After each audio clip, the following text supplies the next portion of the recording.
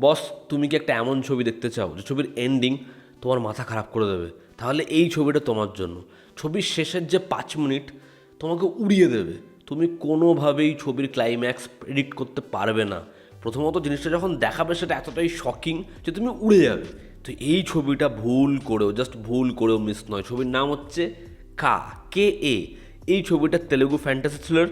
এই ছবিটা হিন্দি ডাবিংয়ের সাথে অ্যামাজন প্রাইমে অ্যাভেলেবেল রয়েছে এবং আমি তোমাদের হাইলি রেকমেন্ড করব এই ছবিটা দেখার জন্য। প্লিজ বস, এই ছবিটা দেখো। ছবির গল্পটা আমি একটু করে বলছি।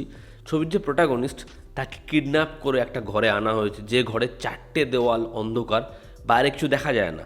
উল্টো দিকে যে লোকটা বসে রয়েছে তার কোনো মুখ নেই, তার মাথায় একটা টুপি, হাতে গ্লাভস, এবং সে তোমাকে হিপনোটাইজ করে সব কথা জানতে চাইছে। এবার এ নিজের পাস্ট লাইফে এমন কী করেছে যে কারণে সে এখানে, এর থেকে বেশি জানতে হলে তোমাকে এই ছবিটা অ্যামাজন প্রাইমে গিয়ে দেখতে হবে। প্লিজ প্লিজ বস, এই ছবিটা দেখো।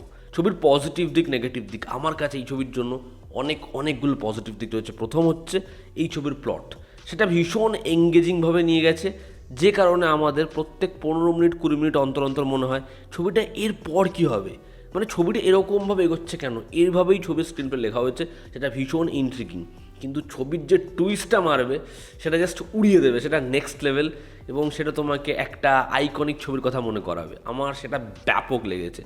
সেকেন্ড পজিটিভ দিক হচ্ছে এখানে পারফর্মাররা এবং প্রত্যেকটা চরিত্রকে এমনভাবেই তারা বুনেছে যে সবাইকে আমাদের মিস্টিরিয়াস মনে হয় এবং গ্রে শেডের মনে হয়। ফলে তুমি কাউকেই চোখের সামনে একদম হোয়াইট বা ব্ল্যাক দেখবে না, যেটা ডেফিনেটলি ভালো। থার্ড হচ্ছে এই ছবির বাজেট প্রচুর নয়, কিন্তু তারা সেই জিনিসটা যেটা আমাদেরকে বলতে চাইছে সেটা কিন্তু কনভিন্সিং করে দিতে পারে, যে কারণে জিনিসটা আরও বেশি বিশ্বাসযোগ্য হয়। চার হচ্ছে ছবির শেষে আমি যেমন বললাম টুইস্টটাও ওয়ার্ক করবে। সেখানে ছোট ছোট অনেকগুলো জিনিসপত্র রয়েছে, ইমোশনাল অ্যাসপেক্টস রয়েছে, কিছু ক্যারেক্টারের এমন ধরনের স্টেটমেন্ট রয়েছে যেগুলো আমাদের যে এক্সিস্টেন্স, আমাদের যে পাস্ট লাইফ, আমাদের যা জিনিসপত্র চারিপাশে রয়েছে সেগুলো নিয়েও ভাবতে বাধ্য করে। যেই জিনিসটাও আমার ভীষণ ভীষণ ভালো লেগেছে। ছবির ইন্টারমিশনেও একটা টুইস্ট রয়েছে, যেই টুইস্টটাও তোমাদের খুব ভালো লাগতে চলেছে। তো ওভারঅল যেরকম সাবজেক্ট, যেরকম স্ক্রিন প্লে, যেরকম পারফরমেন্স এবং যেরকম ছবির আলটিমেটলি টুইস্টটা, তোমাকে একটা ব্যাপক থ্রিলার ছবির এক্সপিরিয়েন্স দিতে পারে এই ছবিটা। এরপরেও কি ভাবছো ছবিটা মিস করা যায়? তাই ভুলেও ছবিটা মিস করো না।